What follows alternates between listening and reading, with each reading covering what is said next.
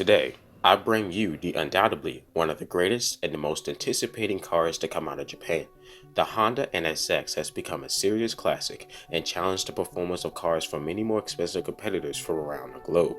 In this video, I'm pumped to guide you into the history evolution of the first generation Honda NSX, the legendary first Japanese supercar that made a big change to the supercar industry and even inspired and influenced the automotive designer Gordon Murray, who designed the McLaren F1.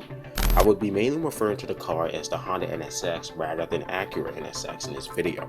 Technically, they're the same thing, but Acura was born in Japan in 1986 in March as the Japanese luxury division used in North America to differentiate the NSX from lower-end Honda models. To know the differences, I'll get to that later in this video.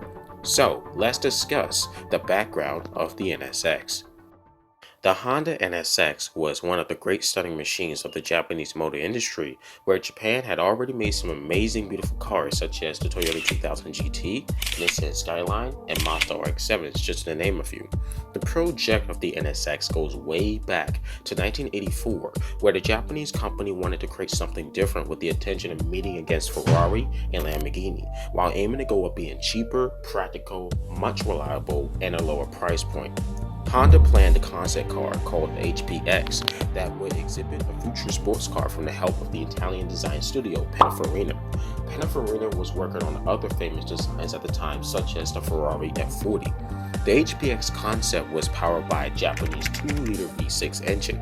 Honda continued development of their premium sports car and informed their engineers of their plan to evolve the concept into reality that would be just as fast as any Italian or German car.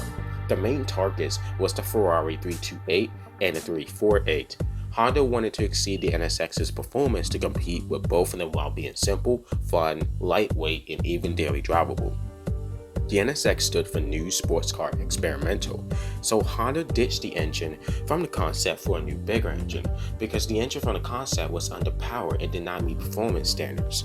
The engine to feature VTEC variable valve timing as they were working on, which adjusts cam lift, duration, and enhances engine performance. This means reduced emissions and improved fuel efficiency of the internal combustion V6 from a Honda.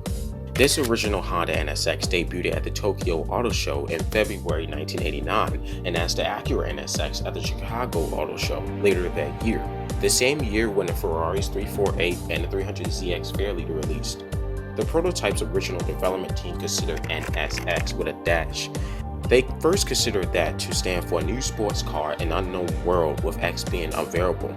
However, they changed the car's name to just NSX to make more sense. Still wondering what's the difference between the Honda NSX and Acura NSX? To be honest, first off, there isn't really much difference between the two. The only difference I can spot are the car badges. Acura's were left-hand drive for North America, and the remapping of the ECU was different. That's it. In 1990, the iconic NSX hit the roads and was not only designed to beat Ferrari's 348, but to rival one of the most popular JDM cars in the 90s. Not to mention, the NSX was the most damn impressive out of majority, such as cars like the 300ZX, the RX-7, Mark IV Supra, 3000 GT, just to name a few. The NSX unexpectedly execute their place because the NSX is mid-engine, meaning incredibly stable, and won the best handling test in 1991, defeating the 300ZX and won the Car of the Year award. It was the world's first car that featured an all-aluminum body and powered by an all-aluminum 3-liter naturally aspirated V6 engine with VTEC making 270 brake horsepower and 210 pound-feet of torque. The top speed gets to nearly 170 miles per hour, reaching 0 to 60 miles per hour in 5.5 seconds, and weighs 3,009 pounds. The NSX was easy to drive, easy to control from the steering, and well defined as a proper daily usable supercar, and so well. Honda's development F1 racing legend Aryton Senna test drove the prototype NSX at Suzuka Circuit in Japan, and when he did, he told Honda to make the NSX stiffer despite delivering Ferrari and Porsche levels of rigidity. He stated to his Honda team, "I'm not sure I can really give you appropriate advice on a mass production car, but I feel it's a little fragile." You can tell that he wasn't really impressed by the sound of it. So in 1992, Honda created a more hardcore version of the NSX, a special edition NSX-R that was designed to be the most extreme version of the car. They removed so much weight from sound deadening, sound system, air conditioning, and traction control. It came with carbon Kevlar seats that replaced the power leather ones from the regular NSX. With the NSX-R, the car was made to drive more stiffer with higher performance, higher expectations, mainly through weight reduction. The NSX-R managed to save 274 pounds, making the car extremely light to around 2,733 pounds. The problem that the NSX-R fixed from the original standard NSX was the encounter of oversteer. They improved corner stability at the limit when Honda added 2 aluminum brackets to add more chassis rigidity. The NSX-R has improved acceleration 0 to 60 mph down to 5 seconds, where top speed now hits 174, and the horsepower was increased by only 6% from 270 to 276 horsepower. 483 units of the NSX-R were made exclusively for Japan when the last one rolled off the factory line in September 1995. Honda engaged into the NSX racing program and built the racing Honda NSX's GT2 and GT1 variants out of carbon fiber and aluminum. The GT1s featured a turbocharged V6 producing 650 brake horsepower, making them the most powerful engines Honda's ever used in any NSX. The GT2 engines were naturally aspirated, making only 380 brake horsepower. Both engines were mated to a 6-speed sequential rear-wheel drive and was successful. They even entered the Gateway and made 3 appearances at the 24 Hours of Le Mans in 1994 through 1996. In 1995, the LM GT2 racer competed in and won the GT2 class of the 24 Hours of Le Mans and did awesome than it did the year before. Fun fact, it even made its appearance in the original Gran Turismo game. In the mid-90s, the Road NSX saw some changes of the targa top with a detachable roof. The NSX-T was the roofless version of the standard NSX and launched in the United States in March 1995. Honda engineers tweaked to add 100 pounds after removing the roof to make up for the smaller chassis rigidity and kept the rims from the NSX-R.